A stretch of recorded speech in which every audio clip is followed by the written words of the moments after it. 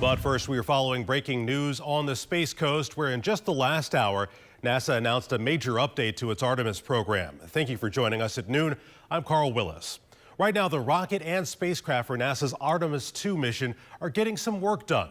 Channel 9's Melanie Holt is live at Kennedy Space Center, and Mel, teams hope to have that rocket ready for an April launch. Right now, that rocket is in the shop, so to speak, in the vehicle assembly building just behind us here, where teams are switching out the components that they believe are responsible for the interruption in helium flow that they have seen on that rocket. Now, that is so important because that is what is used to pressurize the tanks and purge the engine systems on the rocket. But NASA Administrator Jared Isaacman had so much more to say this morning about the entire Artemis program. He, in fact, outlined a new focus for Artemis. We heard him today say that they want to launch the SLS rocket every year instead of the 3 years that we have seen most recently. And he said launching every 3 years is just not a recipe for success. Instead, he says NASA will standardize its SLS rocket to ramp up manufacturing for Artemis moon missions every single year. The agency also has plans to launch Artemis III as soon as next year, but that mission is no longer a lunar landing. Take a listen to what Jared Isaacman said to me.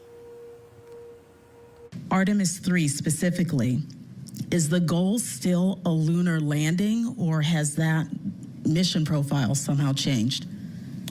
Artemis III will be a rendezvous with one or both landers in low Earth orbit in 2027.